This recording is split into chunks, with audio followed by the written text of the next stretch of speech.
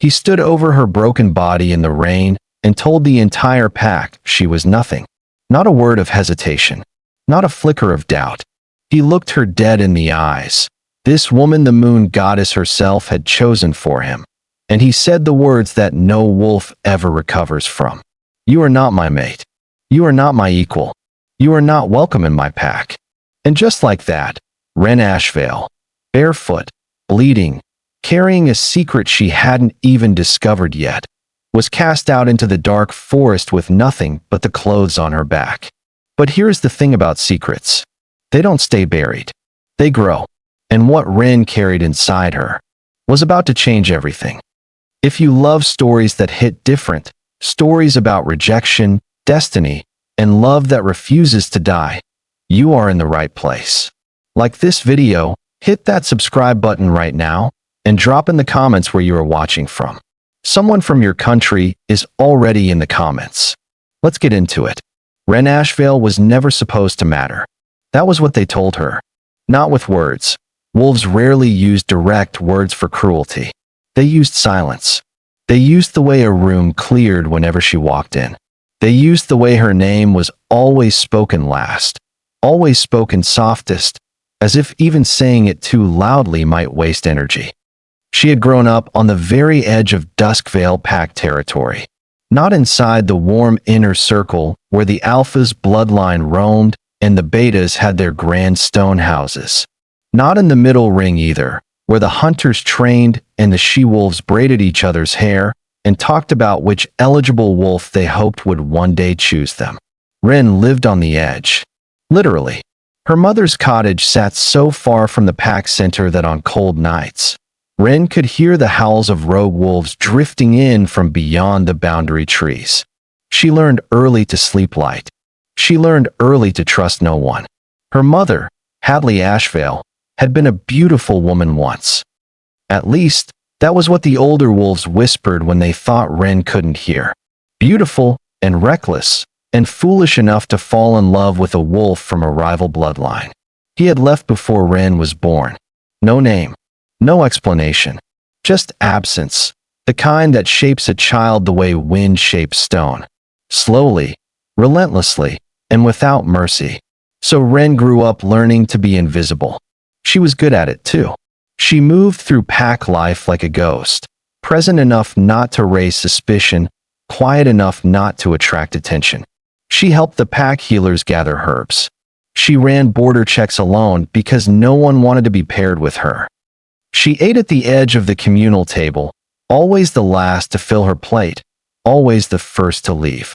The other pack members called her Gray, not because of her eye color, though her eyes were an unusual shade of pale gray that made the older wolves uncomfortable. They called her Gray because she blended in, because she never stood out, because she was, as far as anyone was concerned, unremarkable. She told herself it didn't hurt. She was lying. The night everything changed, Wren was 22 years old, and she was in the forest collecting moonroot, a rare herb that only bloomed under a full moon and only grew in the deepest part of Duskvale territory, where no sensible wolf went alone after dark. Wren went alone. She always did. The forest at night was different from the forest during the day. During the day, it smelled like pine and earth and the faint musk of wolves who had passed through. At night, it smelled like something older. Something that had existed long before wolves, long before packs, long before the laws and hierarchies that governed every breath she took. She found the moonroot near the oldest oak in Duskvale, a tree so ancient that its roots had broken through the ground and formed natural steps leading down into a hollow. The healers called it the listening tree. They said the moon goddess had once pressed her hand to its bark and left an imprint of her power there forever. Wren had always thought that was a story told to keep young wolves reverent. But as she crouched down to harvest the moonroot, her fingers brushing against the luminescent petals that glowed faintly silver in the darkness, she felt it. A pull. Not the kind of pull you feel when you are in danger, not the tightening in your chest, not the animal instinct screaming at you to run. This was different. This was warm. This was the feeling of a door opening inside your ribs that you never knew was closed. She stood up slowly, turned around, and came face to face with the Alpha King of Duskvale. His name was Corvindrath, and if you had never seen Corvindrath in person, no description would truly prepare you.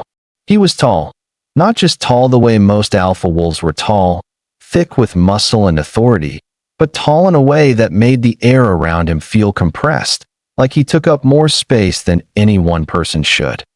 His hair was black and unruly, pushed back from a face that was all sharp angles and unspoken threats.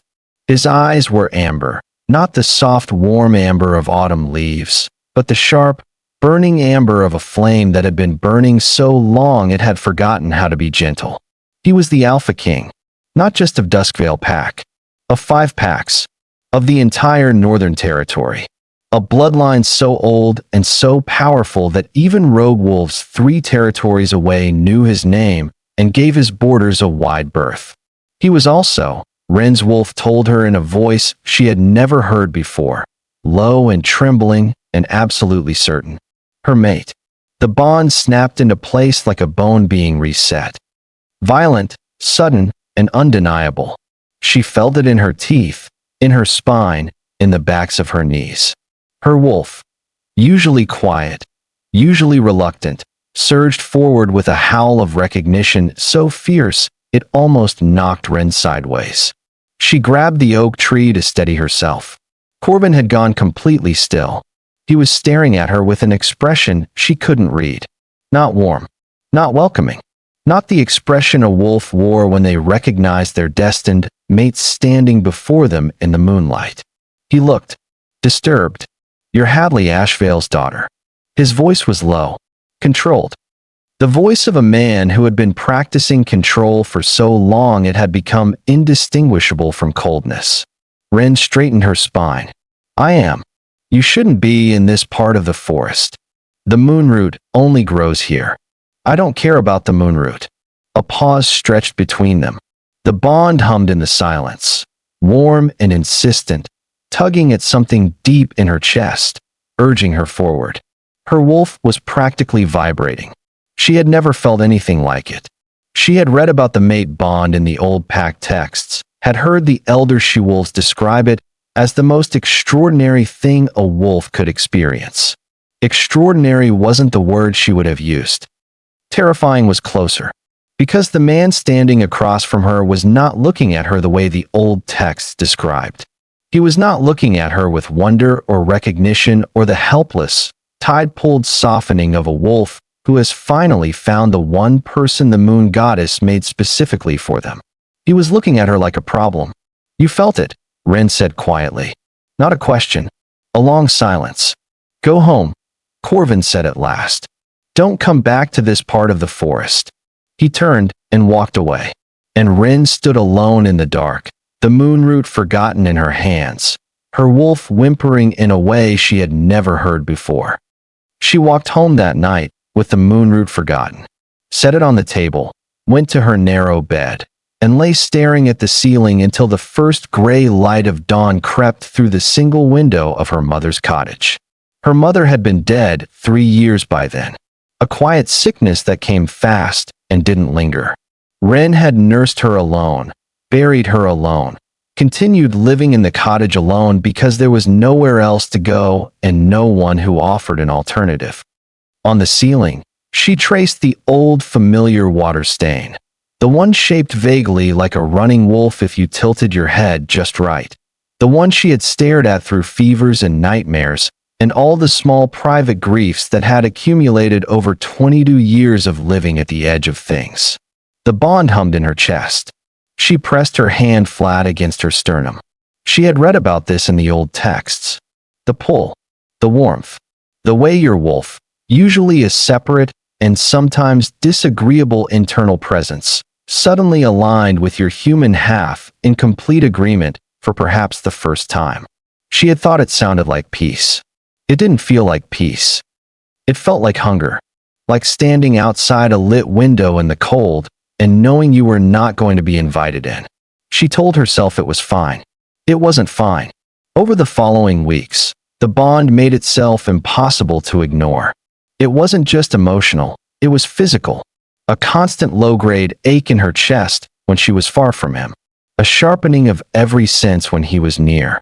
She could find him in a crowd of 200 wolves just by the pull in her sternum, the way a compass always finds north. And he knew it too. She could tell by the way he avoided her. Deliberately, carefully, the way you avoid a fire that you know will burn you if you get too close. She saw him twice in the communal spaces of the pack center, and both times he looked through her with those amber eyes like she was simply not there. The other pack members noticed. Of course they did. Wolves noticed everything. The whispers started soft. She is imagining it. She thinks she has a bond with the Alpha King? With Corvin Drath? A girl from the edge of the territory. A girl with no lineage, no status, no bloodline worth speaking of? Some wolves laughed.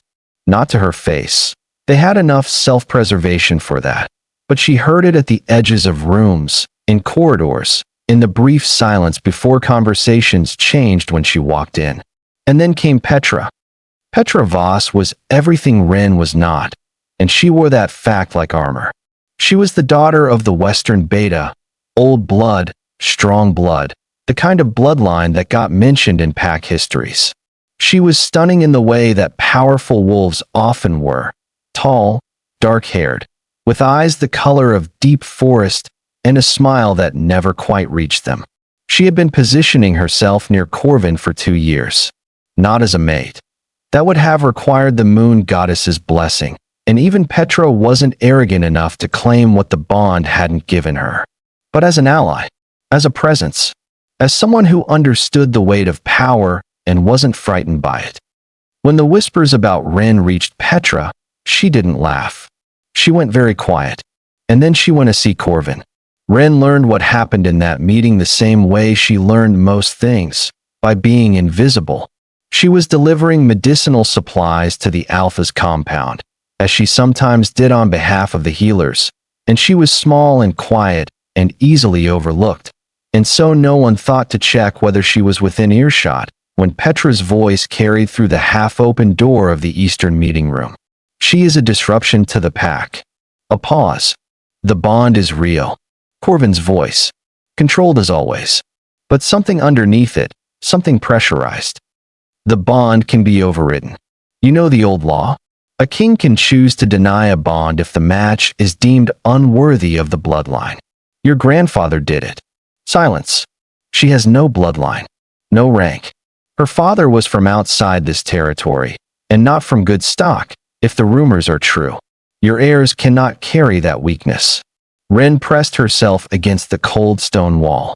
Her hands had gone numb.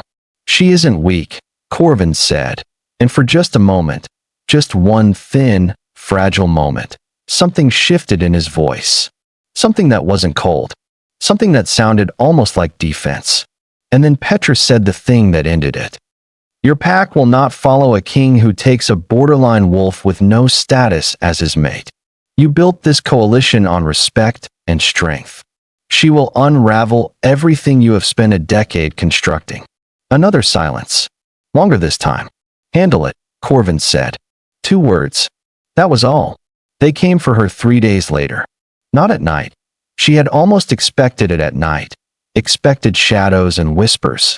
They came in the late afternoon, when the light was pale gold and the forest smelled like rain, and they came in front of everyone. Corvin stood at the center of the pack commons. Every wolf in Duskvale had gathered. She didn't know how they had been summoned. She had simply been walking through the commons with a basket of herbs when the crowd formed around her, and then the crowd parted, and Corvin was there. He looked at her, and she saw it. The briefest fracture in that controlled face. A flicker. There and gone so fast she could have imagined it. She didn't imagine it. Wren Ashvale. His voice carried across the entire commons. Every wolf was still. You have made claims, through behavior and implication, of a bond that does not exist. You have used proximity to the Alpha King's person to elevate yourself above your station. Effective immediately, you are cast out of Duskvale Pack. The words landed like stones dropped into deep water. She felt the pack bond, That warm, ambient connection that every pack member carried. That low background hum of belonging that she had always taken for granted, even as the pack had taken her for granted. She felt it rupture. It was the worst pain she had ever felt. Worse than any physical wound. Worse than a broken bone or a bad shift. The pack bond breaking felt like a light going out inside her. Like a door she hadn't known was the only thing keeping out the cold being suddenly torn off its hinges. She didn't cry. She would not give them that. She looked at Corvin, directly at him, held his gaze, and she saw the fracture again, wider this time, a hairline crack running through that perfect control. It didn't matter. She turned and walked toward the forest. Behind her, she heard wolves beginning to talk again, the ordinary sounds of pack life resuming around the space she had occupied, as if she had already been erased. She walked until the sounds faded. And then she sat down against a tree and shook for a very long time. There was a moment, standing there at the forest's edge with the pack sounds already resuming behind her, the casual, ordinary sounds of a community that had just finished erasing someone, when she almost turned back. Not to beg. She would not beg. But there is a difference between not begging and not breaking. And for just one moment, alone at the threshold of the forest that had always been more honest with her than the pack had ever been, Wren felt something crack inside her chest that was not the pack bond. It was smaller than the pack bond. More specific.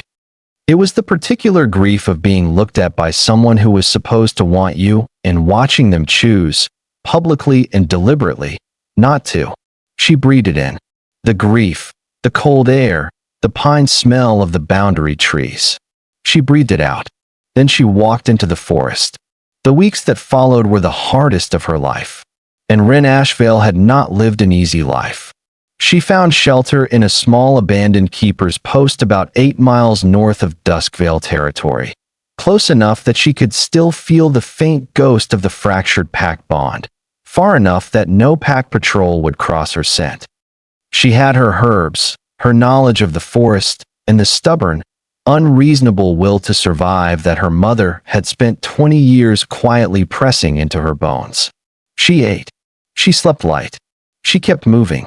But something was wrong. Not wrong the way grief is wrong.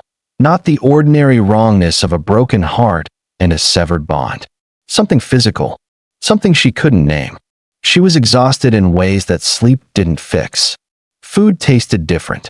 Not bad, just sharper, more intense, as if her senses had been turned up to a frequency she hadn't chosen. Some mornings she woke before dawn with a nausea that took an hour to pass. And her wolf, who had been so vocal and agitated since that night in the forest, had gone strangely quiet. Not absent, just still, watchful, waiting.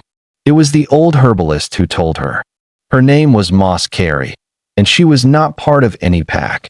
She had been a loner for 40 years by choice, a wolf who had grown so old and so self-sufficient that even alpha kings left her alone. She lived in a crooked house in the dead center of a pine grove, and she knew things about wolf medicine that the pack healers had never been taught. Wren had found her by accident, following the smell of dried lavender and wolf's bane deeper into the pine grove than she had meant to go. Moss Carey opened the door before Wren could knock, looked her up and down once, nodded slowly. "Come in then," the old wolf said. "I've been wondering when you'd find me." Inside, it smelled like every herb Wren had ever learned, layered over decades, infused into the walls. Moss Carey moved around her small kitchen with the unhurried certainty of someone who had stopped being surprised by life a long time ago. She made tea without asking what kind Wren wanted, set the cup in front of her, and then sat across the small table and looked at her with clear, direct eyes that were the color of old amber.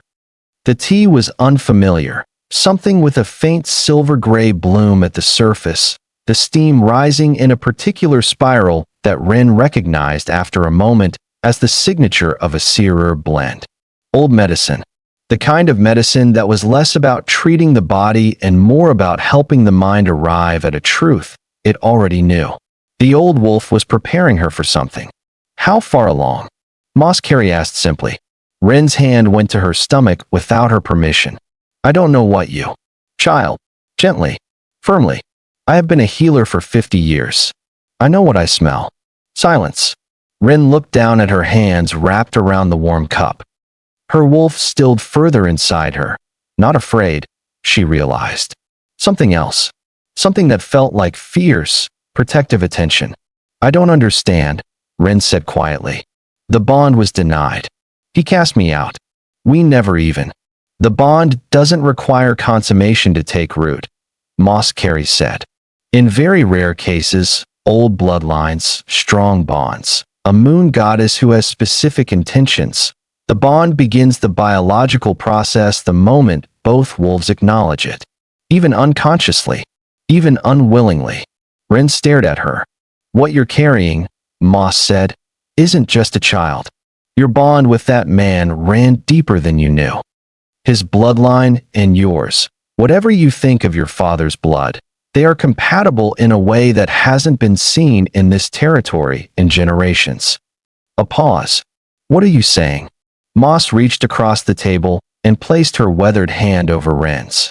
I'm saying the moon goddess did not choose you for Corvin draft by accident. And what grows inside you right now is the proof of that. This child carries both bloodlines. And one of those bloodlines. She stopped, looked at Wren very carefully. Your father, Moss said slowly. Did your mother ever tell you his full name? Wren's throat tightened. She said his name was Sorrel. That was all she ever said. The old wolf was quiet for a moment. Then she closed her eyes. Wren Ashvale, she said very softly. That was the name he took when he ran. When he hid. Wren felt the hairs rise on her arms. His real name, Moss continued, was Sorrel Iravane. The room seemed to tilt. Because Wren knew that name. Every wolf in the Northern Territory knew that name. The Iravane bloodline was the oldest bloodline in recorded wolf history. It predated packs, predated territories, predated the modern hierarchy that wolves had built and defended and killed for. The Iravane wolves were the bloodline the moon goddess had first blessed. The original guardians, the first wolves given the gift of shifting, the ones whose descendants were said to carry a dormant power so old that even the moon goddess did not fully reveal what it could become. They had been thought extinct for 60 years. The last known Iravane had disappeared, gone without a trace. Assumed dead. Assumed. Wren's hands were trembling. He didn't die, she said. It was barely a whisper. He hid, Moss confirmed. He fell in love with your mother, changed his name, and chose a small, quiet life on the edge of a packed territory where no one would look for him. And then he panicked, the way frightened people do, and he ran. Left before you were born. Probably told himself he was protecting you both. He was protecting himself. Yes, the old wolf said, without cruelty. That too. Silence settled over the small kitchen. Wren stared at the table surface. At the grain of the wood. At the small chip near the edge where some old impact had left a permanent mark. She was Iravane. She was the last of the first bloodline. And the child she carried, Corvin Drath's child, a child born of the bond he had publicly denied, was the confluence of two of the most powerful bloodlines in wolf history. Her wolf, deep inside her, finally broke its silence. It did not howl in grief or in fury. It howled in recognition, like something that had been asleep for a very long time had just opened its eyes. Wren stayed with Moss Carey for a month. She needed the time. She needed the quiet, the herbs, the steady presence of an old wolf who had seen too much of the world to be rattled by any of it. And she needed to think. Because here is the thing about discovering that you are the last of an ancient bloodline. It doesn't change the immediate reality of being alone in the forest, carrying a child, cast out by the man the moon goddess had chosen for you. It changes the long game. But the long game required surviving the short one first. Moss taught her things the pack healers never had. She taught her about the Iravane legacy, not the glorified version from pack histories, but the real version, the complicated human version of a bloodline that had made powerful enemies precisely because it was powerful. The first wolves, Moss told her, had been given 3 gifts by the moon goddess. The gift of shifting, that was common knowledge, taught to every wolf pup in every territory. The gift of the bond, also known, the mate bond that all wolves carried as potential. But the third gift, the one given specifically to the Iravane bloodline, was the one that had been most carefully obscured by time. The sight, not fortune-telling, not prophecy in the dramatic sense, but a sensitivity to truth, the ability to perceive what was real beneath what was performed. In a world built on hierarchy and the theater of power, in a world where wolves maintained dominance through impression management and carefully controlled narratives, a wolf who could simply sense the difference between what was true and what was useful to claim as true was, to many powerful people, deeply inconvenient. The Iravane wolves had not been hunted to supposed extinction because they were dangerous fighters. They had been systematically undermined, marginalized, and finally disappeared because they were impossible to deceive. Wren sat with that for a long time. She thought about every room she had ever walked into where conversation shifted. Every alpha who had looked at her with something like unease beneath the dismissal. Every time she had known, wordlessly and completely, that someone was lying. She had thought it was because she was perceptive. She had thought it was survival instinct. It was heritage. And as the weeks passed, as the child grew, something else began to wake in her too. The sight sharpened. She started feeling things she couldn't explain, distant impressions, like radio signals from far away. A sharp pull of distress from the direction of Duskvale Pack territory. Undercurrents of fear. Something was wrong back there. Something had been wrong for a while. Corbin Drath was not sleeping. This was not metaphorical. He had, in the weeks since casting out his mate, developed a genuine inability to sleep more than 2 hours at a stretch. He moved through his days with the same controlled efficiency, made decisions, held councils, managed the delicate political machinery of 5-pack territories. But inside, something was deteriorating. He was harder to be around, and the wolves closest to him felt it first. Not because he raised his voice, he rarely did, but because the quality of his attention had changed. There was an edge to it now, a tightness, the way a cord pulls at the fraying point. He caught himself, twice, standing at the windows of his compound and staring in the direction of the northern forest for lengths of time he couldn't account for. He caught himself, once, pausing in the middle of a strategy meeting and losing his train of thought entirely, something that had never happened before in 12 years of leading this pack. The worst moments were the quiet ones. Late at night, in the hours when the compound was still, and even the night shift guards were at their posts and not moving, he would sit in the map room alone and feel the bond doing its patient, stubborn work. It was like a thread pulled taut across a long distance. Always the same direction. Always the same faint, steady presence at the other end, alive, intact, not in immediate physical danger. He told himself that was enough. He told himself that every night. It was not enough. The mate bond, which he had denied publicly and which he was doing everything in his power to smother internally, did not respond to willpower or authority. It did not care that he was the Alpha King. It did not care about bloodlines or political alliances or the careful structure of power he had spent his entire adult life building. It cared that its other half had been expelled into the forest, and it was making his life increasingly impossible. His second, a steady wolf named Darrow Vance who had served him for 12 years and whose loyalty was both absolute and honest, noticed within the first week. He waited until they were alone. A morning meeting in the map room, the large table covered in territory maps and patrol reports, before he said anything.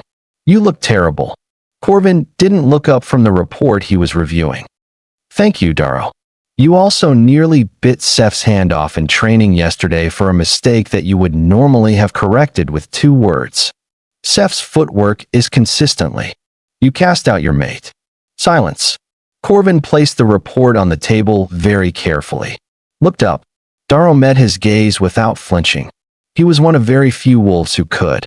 The bond doesn't disappear because you deny it publicly, Darrow said. You know that. The bond can be overridden. By refusing it long enough that it withers. That process takes time. Years, potentially, with a bond this strong. A pause. How strong is it? Nothing. Corvin. It's the strongest bond I've ever felt. The words came out flat, factual, a man reporting a weather condition he could not change. I felt it from across the forest. I felt it before I could see her. I felt it. He stopped. She's in pain, he said, very quietly. I can feel it from here. Not physical pain. Something else. Darrow was quiet for a moment. Then you already know you made a mistake. I made the only decision I could make given the political reality of.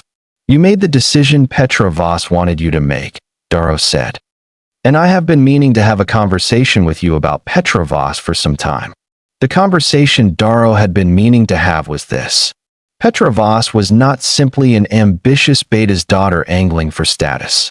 Darrow had been watching her for months, not because he suspected betrayal initially, but because it was his job to watch everyone near the Alpha King, and something about Petra had always activated his instincts in a way he couldn't quite articulate.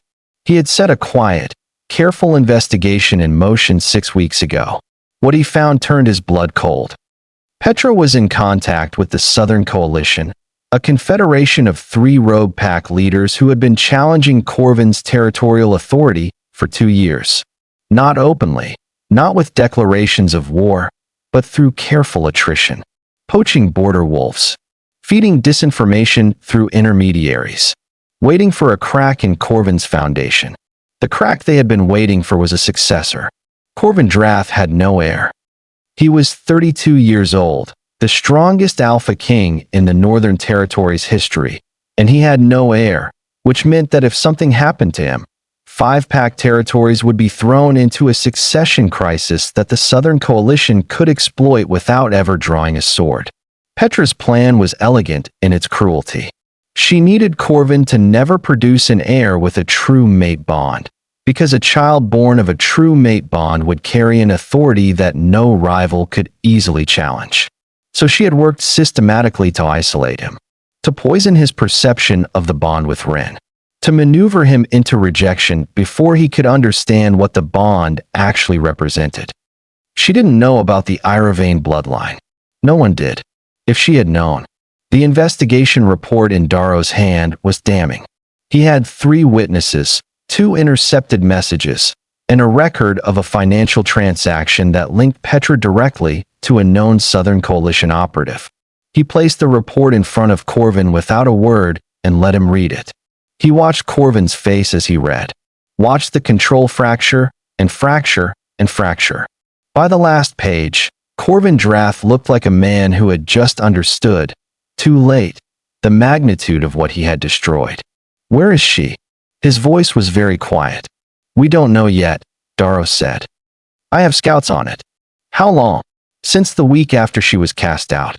I should have moved faster, I'm sorry.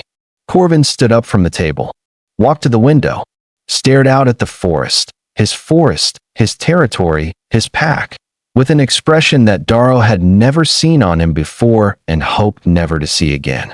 It was the expression of a man realizing that the one thing he had been most afraid of, vulnerability, love, the helpless gravity of a mate bond, was also the one thing he had needed most, and he had destroyed it with his own hands because someone clever had handed him the perfect excuse to destroy it. She's alive, Corvin said, more to himself than to Darrow. I can still feel her. Faintly. A pause. Something shifted in his expression. Something he couldn't name at first. A new element in the distant impression he carried of Wren Ashvale, like a note added to a familiar chord that changed the entire sound of it. He frowned. There's something else, he said slowly. Something. He turned from the window. Get the scouts moving. Now. They found her trail within 2 days. But they didn't find her before she found them. Because the sight, fully awake now, had been giving Wren impressions from Duskvale for days. She had felt the shift in the pack's emotional weather, the sharp spike of discovery, the concentrated anxiety of something being exposed, the particular quality of urgency that preceded movement. She had also felt something closer and more specific. Corvin. Not the cold, controlled Corvin she had faced in the pack comments. Something rawer. Something that moved through the bond like a distress signal. The feeling of a man who has finally understood something important and is in the desperate process of trying to undo what understanding came too late to prevent. She sat with that feeling for a long night. Her wolf, steady now in a way it had never been before, waited patiently while she worked through it. She was not naive. She was not going to walk back into Duskvale on the strength of a feeling. She was going to walk back in on her own terms, with the truth of what she was and what she carried as both her shield and her declaration. She was Wren Ashvale. She was Iravane. And she was done being invisible. She came to the Duskvale border in the early morning, when the light was new and pale and the dew was still heavy on the grass. She came alone. She came with her back straight and her chin up, and Moss Carey's last words to her still echoing in her ears. You don't need their recognition to be what you are, but you should give them the chance to recognize it, for their sake more than yours. The border guard saw her coming from a long way off. She let them. Two young wolves, both tense, both uncertain. They knew who she was, and they knew she had been cast out, and they were working visibly through the conflict between protocol and instinct. You shouldn't be here, the taller one said. Apologetic. Uncomfortable. I need to speak with the Alpha King. You were exiled. Pack law. Pack law, Wren said, does not account for what I'm about to tell you. Let him know I'm here. Let him make the decision. A long pause. Then the shorter guard, younger, with the direct eyes of someone who had not yet learned to be tactical, said quietly, He's already coming. She heard him before she saw him. Felt him, more accurately. The bond surged the moment he crossed into range, wild and insistent after weeks of distance, and her wolf lifted its head inside her and was absolutely still. He came through the trees alone. No escort. No demonstration of authority. Just Corvin Drath, moving fast through the early morning forest. And when he broke through the tree line and stopped 10 feet away from her, he was breathing harder than a man of his fitness had any reason to be from a short run. He was looking at her like a man who had been afraid of what he might find. Like a man who was trying to determine whether she was real. Wren, he said. Just that. Her name, in a voice scraped clean of everything he usually used to armor himself. She looked at him steadily. Corvin. Silence. The border guards had both found urgent reasons to stand at a considerable distance. I know what Petra did, he said. I assumed you did. Eventually. A flinch. Small. Controlled. But there. I owe you. More than an apology can cover. Yes. She watched him absorb that. I'm not here about the apology. I'm here because there are things you need to know, and because what I carry affects this pack. And I won't let political cowardice be the reason your bloodline ends. His gaze dropped, just for a moment, to her stomach. Back up. And she saw it. The fracture she had seen twice before, wider than ever, a crack straight through the center of that controlled face. And this time it didn't close. It stayed open, and what was underneath was not calculation, not cold assessment of political reality. It was a man completely undone. How long, he asked. The same question Moss had asked her, and hearing it from him felt entirely different. It felt like a man trying to hold his voice together and mostly succeeding. Coming on 7 weeks. He closed his eyes. Open them. I felt something change, he said. In the bond. A few days ago. Something. New, she said. Yes. That's because the bond deepened. Moss Carey says it does that. When the child is old enough to register on the bond. His jaw tightened. She could see him processing, not just the fact of the child, but the timeline, the weeks she had been alone in the forest, the weeks he had spent dismantling himself with guilt and too late understanding. Come inside the territory, he said. Not yet. Wren. There is something else. She needed him to hear this before anything else, before the pull of the bond and the weight of what she carried made the conversation impossible to have with any clarity. Something about who I am, who my father was. He went still, and she told him. She told him everything Moss Carey had told her. She watched his face as she spoke, watched the careful neutrality give way to something else entirely, piece by piece. Shock, recognition, and then something that looked like a man suddenly understanding, retroactively, why the bond had hit him like a physical impact that night in the forest, why it had felt unlike anything he had ever heard described, why Petra had reacted to the possibility of Wren as his mate with fear rather than mere ambition. Petra had known. Not everything, but enough. Her sources in the Southern Coalition included older wolves, wolves with long memories, and someone among them had known that Sorrel Iravane had not died, had hidden, had left a child behind, had been watching for years to see if that child would surface. Petra had been playing a much longer, more dangerous game than even Darrow had uncovered. She didn't just want to prevent an heir, Corvin said, working through it. She wanted to prevent a specific heir, a child of two powerful bloodlines. Wren's hand rested briefly on her stomach, one old enough to have enemies who never expected to encounter it again. My child. The words were quiet, not possessive, or not only possessive. They carried something weightier. The particular gravity of a man understanding the full dimension of what he had nearly thrown away. Our child, Wren said. He looked at her. And the bond, patient, stubborn, refusing to wither no matter how hard he had worked to suffocate it, rose between them like a tide. The council meeting that followed was, by all accounts, the most intense Duskvale had seen in 2 decades. Corvin called every senior member, pack elders, beta leads, the heads of the hunting and healing divisions, the border commanders. He stood at the head of the council table, and he told them the truth, all of it. Not a curated version, not the political framing of a man protecting his image. The truth.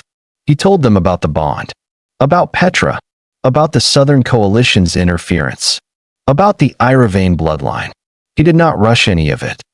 He laid each piece on the table the way a man lays out evidence, not defensively, not with the urgency of someone trying to escape the weight of what he'd done, but with the clarity of someone who has decided that the only way forward is through the full accounting. There were wolves in that room who had served him for a decade, wolves who had built their understanding of him around a specific model, the Alpha King who did not flinch, who did not doubt, who moved through difficult decisions the way water moves through rock, finding the path, following it, arriving where he intended without visible struggle. Watching him stand at the head of that table and tell the truth about his own mistake was, for many of them, more unsettling than any of the content of what he was saying. Wren, the head healer, who had been the first in the compound to offer Wren genuine welcome, kept her eyes on her hands folded on the table surface. She was crying, very quietly. She had known. She had known something was wrong from the beginning, had told herself it wasn't her place. It was a feeling she would sit with for a long time. The room was completely silent for a long moment after he finished. Then Elder Vajia, the oldest wolf in Duskvale, a woman who had served for Alpha Kings and who feared very little in the world, slowly nodded. I wondered, she said, about the girl.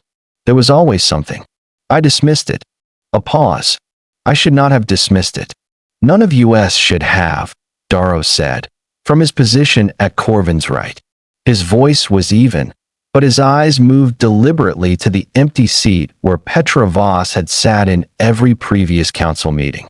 Petra was currently in the PAC's holding facility, under guard, while Corvin decided what to do with the evidence of her collaboration with the Southern Coalition. That decision would come. First, there were other things. The question before this council, Corvin said, is not whether you accept what I'm telling you. I'm not asking for a vote on the truth. He paused. I am asking whether you will accept the restoration of Wren Ashvale's PAC status and her recognition as my mate. Another silence. shorter this time. Because there were wolves in that room who had watched Wren move through their community for 22 years, quiet, overlooked, enduring, and who had enough honesty left in them to recognize what they had participated in. Elder Vajia stood first. Others followed. It was not unanimous. There were 2 abstentions, wolves whose political alliances made complications, wolves who would need time. Corvin noted them and said nothing about it in the moment. Time was something he could manage. He walked out of the council room and across the pack compound to where Wren was waiting. She was sitting in the small courtyard outside the healer's wing, where Darrow had quietly arranged for her to wait. Not in a guest room, not at the edge of the territory, but in the heart of the compound. In the place she should have been welcome all along. When he walked into the courtyard, she looked up. He sat down across from her.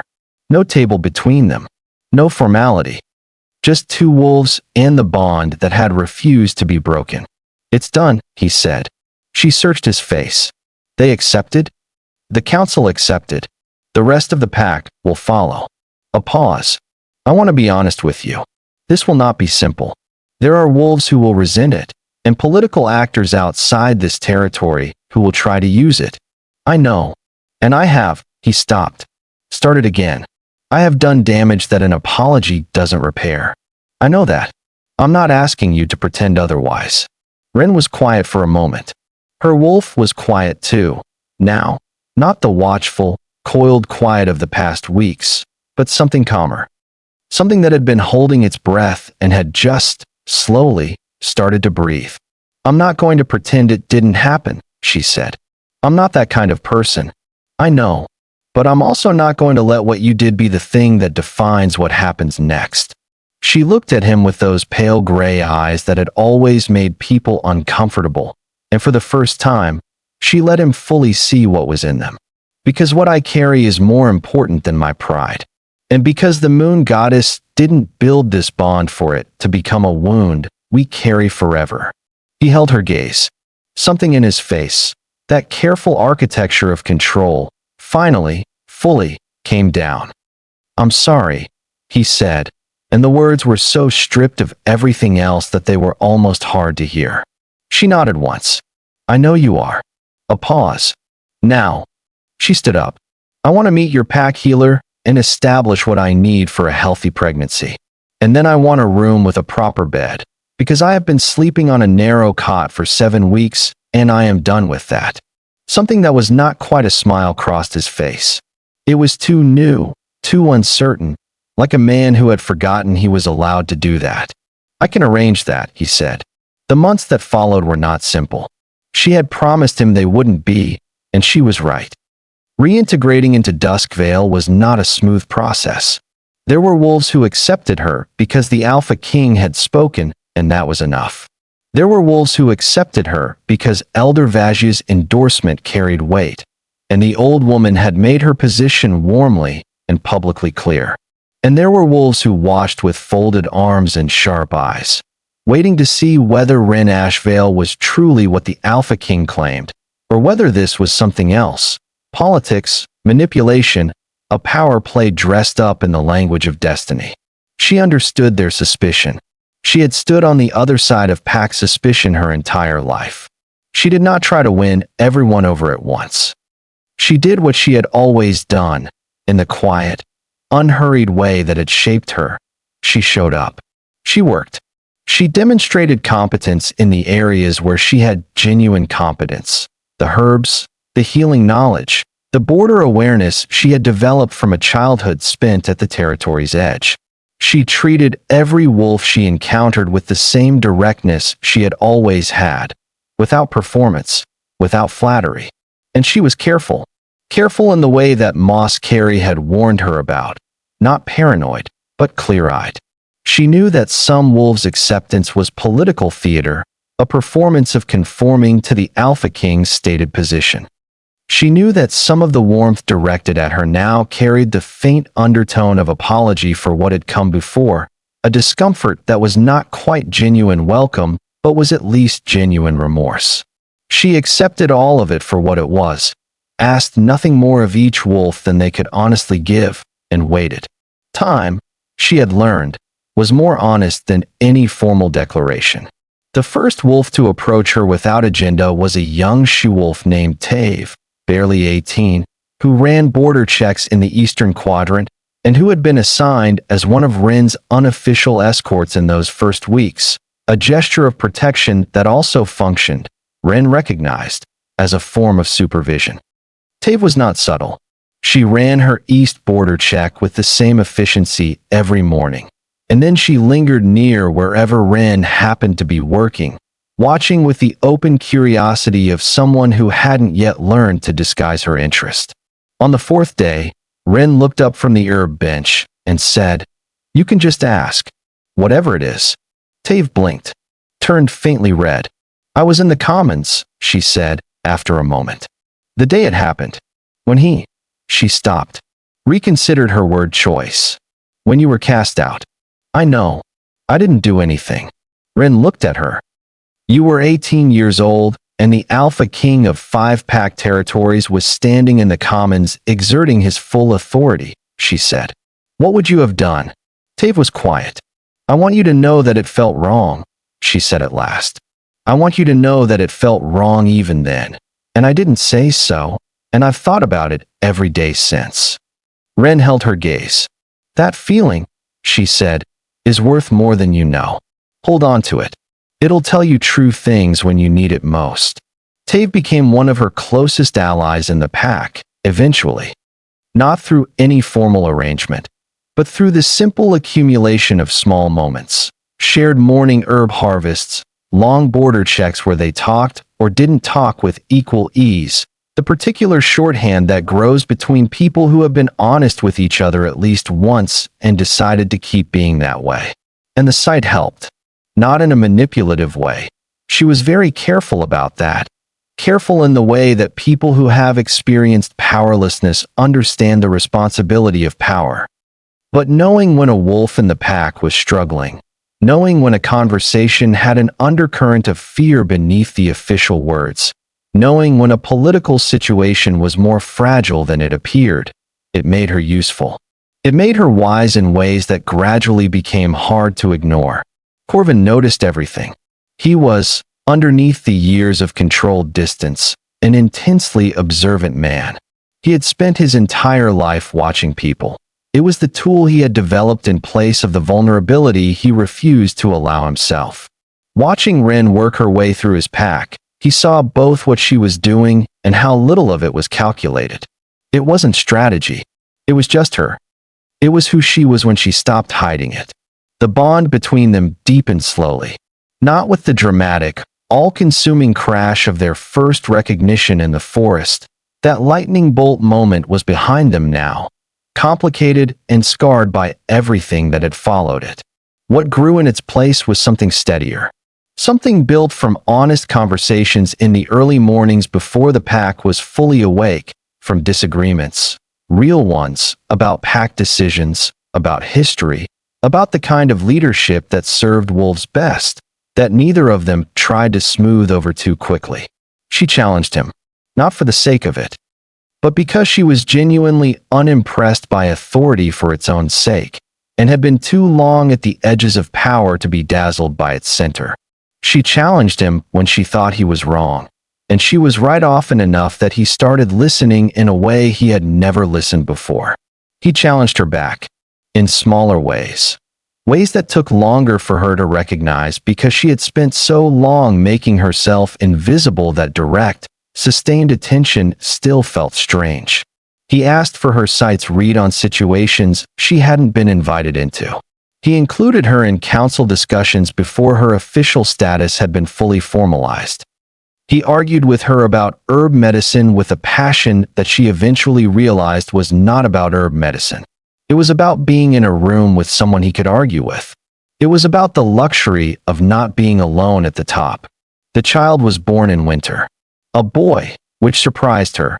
Her own sense of the child during the pregnancy had been deliberately vague. Something she and Moss Carey had agreed was wise until the political dust settled.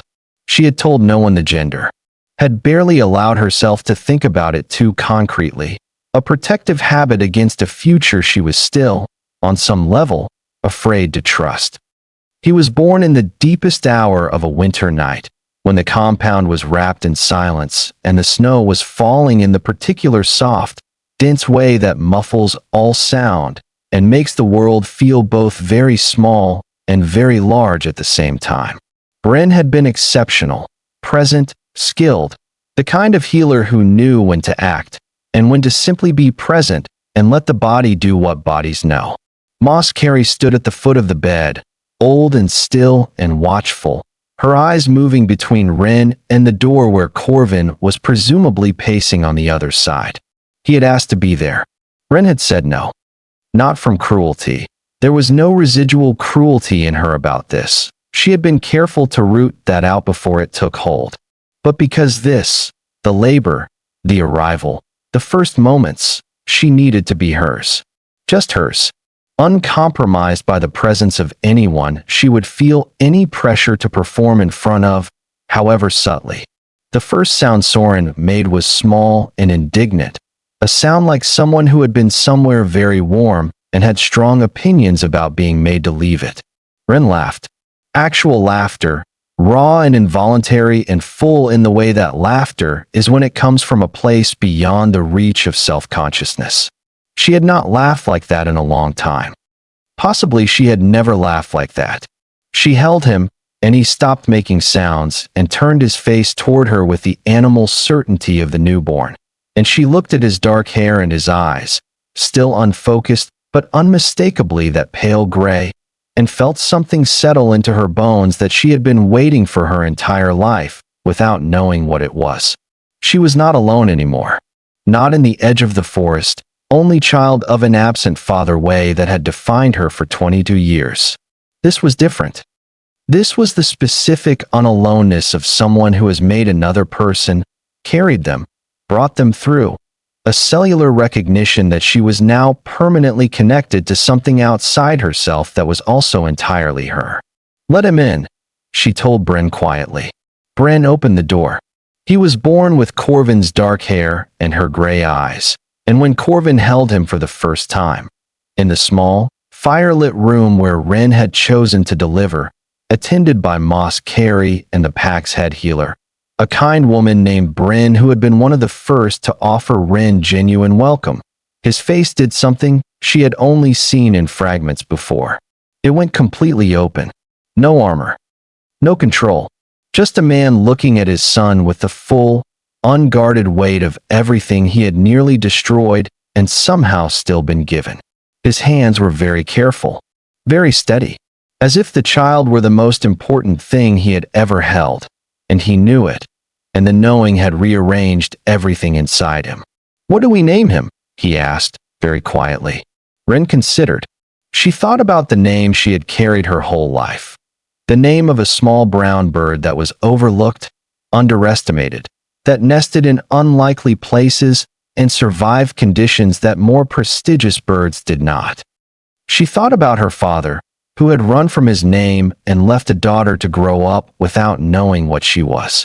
She thought about Corvin's bloodline, powerful and proud, and sometimes too proud to see clearly. "Soren," she said. Not her father's name. Not exactly. A version of it, close enough to be an acknowledgement, different enough to be its own thing. A child who carried two histories and was beholden to neither, free to be something new. Corvin looked at her, nodded once, slowly. "Sorendrath," he said. Tested the sound of it. "Yes." Petra Voss was tried by a joint council, not just Duskvale, but representatives from all 5 pack territories, because her collaboration with the Southern Coalition had implications for all of them. The evidence was presented fully and without embellishment. Petra sat through the entire proceeding with the contained, calculating composure of a woman who had known this day was possible and had prepared herself for it. She was stripped of her family's beta status and exiled. Not executed. That was Corvin's decision, and it was deliberate. Execution would have created a martyr. Exile was more honest. She had chosen to step outside the pack. She could live with the consequences of that choice. As she was escorted to the border, she passed close to where Wren was standing. Their eyes met. Petra looked at her with an expression that contained many things. Bitterness, certainly, and residual contempt, but underneath that, something that looked almost like reluctant acknowledgement. The look of someone who had underestimated an opponent and knew it. Wren held her gaze steadily. Said nothing. There was nothing to say. Petra walked out of Duskvale territory and disappeared into whatever life she chose to build beyond its borders. The Southern Coalition made one direct move 3 months after Soren's birth. They sent a formal challenge, not an armed attack, but a political one, a declaration that they did not recognize Corvin Drath's heir as legitimate, citing the unusual circumstances of the mate bond and questions about the Iravane bloodline's lineage. Corvin prepared a military response. Wren suggested a different approach. "Let me go with you," she said. To the meeting, he was quiet for a moment. "It will be dangerous. I know. They will try to use you to destabilize the room.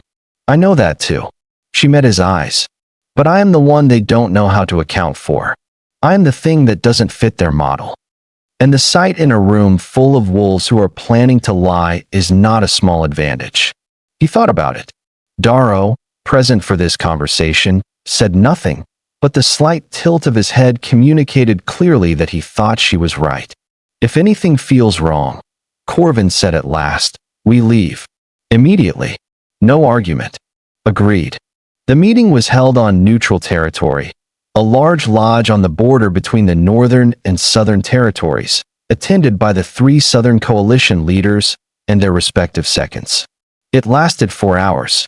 Wren said very little for the first 3 of them. She sat at Corvin's left, quiet and still, and listened, watched. The sight moved through the room like water finding its level, reading the undercurrents, identifying the moments when a stated position was a feint, tracing the invisible line of what the coalition leaders actually wanted beneath what they were claiming to want. She leaned close to Corvin at a key moment and said, very quietly, "The one on the right, his objection is performative. His real concern is the Eastern Border Patrol Agreement. That's the actual issue." Corvin absorbed this without changing his expression and redirected the conversation in a way that took the coalition leader completely by surprise, addressing the real concern so precisely and generously that the stated objection became impossible to maintain. The meeting ended with an agreement. Not a perfect agreement, not a permanent peace, but a framework, a starting point. 3 coalition leaders who had come in expecting to destabilize a newly complicated power structure and left having negotiated with something they hadn't anticipated, a unified front that knew exactly where they were standing. In the carriage back to Duskvale, with the baby sleeping against Wren's chest in the sling she had taken to wearing, Corvin looked at her for a long moment. "They didn't know what to do with you," he said. "No. They came expecting to deal with a vulnerability, a controversial mate, a questionable heir, an alpha king on uncertain ground. Instead, they found an alpha king who had stopped trying to pretend he had no vulnerabilities and started actually using his strengths." A pause. That was diplomatic. The less diplomatic version is that you spent years making yourself look invulnerable by eliminating anything that could be perceived as weakness. And the people who wanted to bring you down studied that. They knew how to attack an isolated power. They had no idea what to do with a power that was also. She glanced down at the sleeping baby, then back up, actually grounded. He was quiet for a moment. Then he said, "I should have listened to the bond. Yes, I should never have." "Corvin." She looked at him steadily. "We've had this conversation. We've been having it, in pieces, for months. At some point, the more useful thing is to understand why it happened, not to keep relitigating it." He considered that. "Why do you think it happened?" "Because you were afraid of what it meant to need someone. And the people around you, the Petras of your world, had been carefully teaching you that needing someone was the same as being weak." She shifted the baby slightly. "And you had no model for what it looked like when it wasn't." A long pause. "You're not angry anymore," he said, slowly, as if working through something. I was furious for a long time. She looked out the carriage window at the passing winter landscape, bare trees, pale sky, the beautiful cold emptiness of the Northern Territory. But anger as a permanent address is exhausting. And I have better things to do. He looked at her, really looked at her, in the way that had been becoming more habitual, the full attention of a man who had spent years rationing himself and was slowly learning that abundance wasn't a trap. You are remarkable, he said, simply, without performance. She looked back at him. I know, she said, and the ghost of that not-quite smile crossed his face again, warmer now, more familiar, no longer so uncertain about whether it was allowed. The years that followed were not without difficulty. Years rarely are. There were political challenges. The Southern Coalition continued to probe boundaries. Other powerful figures in the Northern Territory viewed Wren's growing influence with varying degrees of discomfort, and the revelation of the Ashvale bloodline attracted attention from places they hadn't anticipated, including scholarly wolves from distant territories who arrived at Duskvale's border asking to document the last living bloodline. Some of those conversations were useful, some were exhausting. Soren grew with the speed that always surprised parents. The way a child at 2 looks nothing like the infant you held in the firelit room.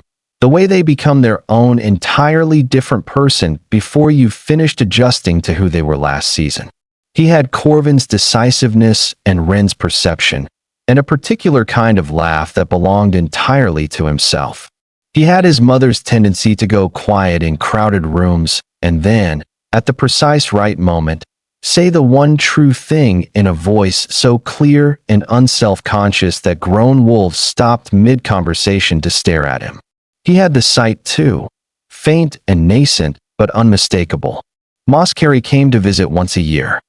She arrived each time unannounced and left without ceremony, spent her visits teaching Wren things, interrogating Soren cheerfully about what he had noticed lately, and making pointed assessments of Duskvale's political health that were delivered with the confidence of a woman who had outlived for Alpha Kings and expected to outlive several more. Elder Vajia died in Soren's 3rd year, quietly and without fuss, in the way that very old wolves sometimes chose to go, simply stepping out of the current of things and letting it carry on without her. Wren sat with her in the last days, because Vajia had asked her to, and because Vajia had been one of the first to offer her genuine recognition, and it felt right to be present. You knew, Wren said once, in those last days, about what I was. You said you wondered. The old wolf's eyes were still sharp, even as the rest of her had grown so light. I felt it, Vajia said, the way you moved through the world, like someone who was carrying more than they showed. A pause. I should have looked harder. You looked when it mattered. Not soon enough to prevent the harm. No, Wren agreed gently, but in time to help repair it. That matters too. Vajia considered this. You are wiser than a 26-year-old should be.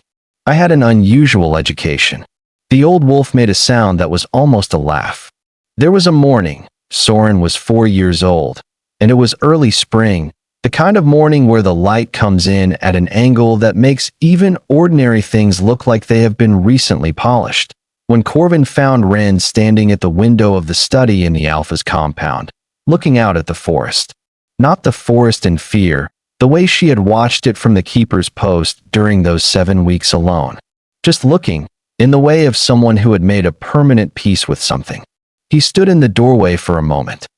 She felt him there, the bond, never not present, familiar now as breathing, and turned. Soren is looking for you, she said. He has informed me that today is the day you promised to teach him to track. I promised that last week. He has an excellent memory. He gets it from you. He gets it from you. She smiled. It was a real smile. It had always been real, but there was a quality to her smiles that had expanded over the years, as if the space required for them had grown. Go find your son. He crossed the room and stopped beside her at the window instead. Looked out at the forest that she was looking at. What were you thinking about? He asked. She thought about it. That night in the forest, she said at last. The first night. I was collecting moonroot, and you were there. I remember. You looked at me like a problem, she said. A pause. I was afraid, he said. I won't dress it up differently than that. I felt the bond, and I was afraid of what it asked of me. I know. She looked at the forest.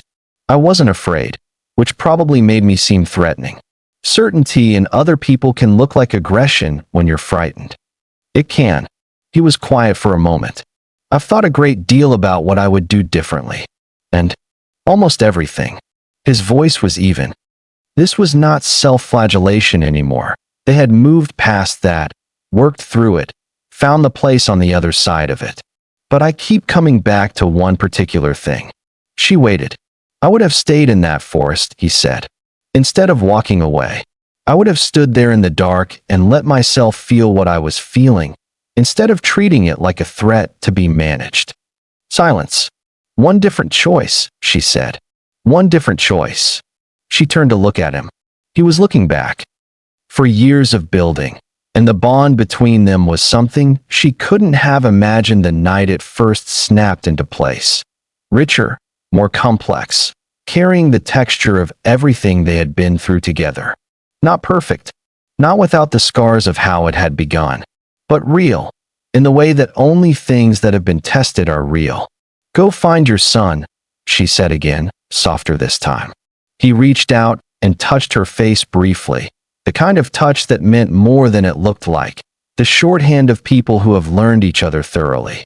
Then he went to find Soren. She stayed at the window a little longer. The forest was green and full with spring. Somewhere in it, the moonroot was probably blooming.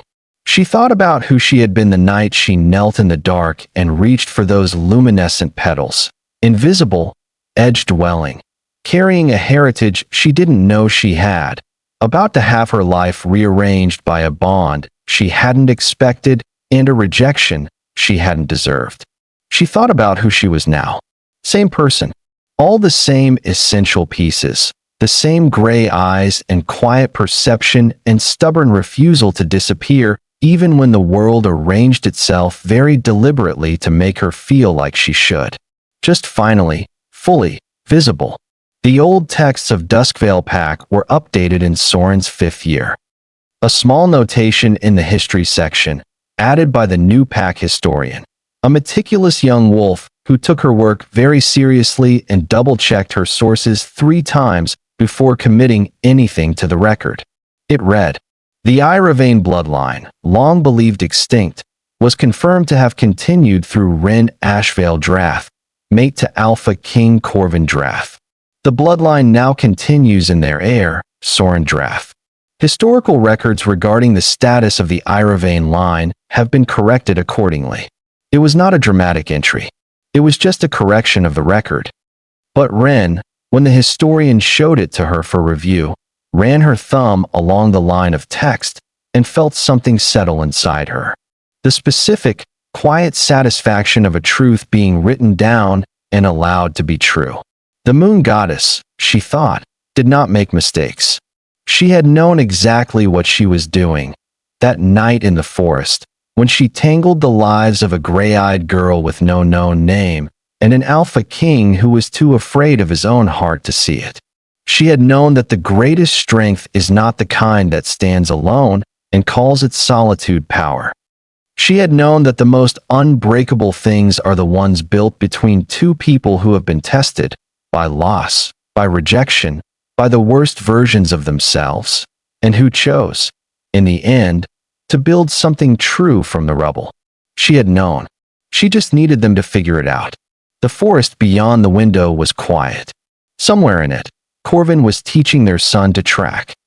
And Wren Ashvale, who had been invisible and overlooked and cast out, and who had walked back to the border in the early morning light with her spine straight and her chin up and a secret burning in her blood, stood in the warm study of the compound that was now her home, and let herself be exactly where she was. Not at the edge, at the center, exactly where she had always belonged. There is something the old wolves say in the Northern Territories, something Moss Carey told her once, something that Wren had carried forward and pressed quietly into the stories she would one day tell her son. A wolf cast into the dark does not become darkness. If they carry light, they carry it with them. And the longer the night, the brighter that light becomes when it finally breaks through. What was done to Wren was not right.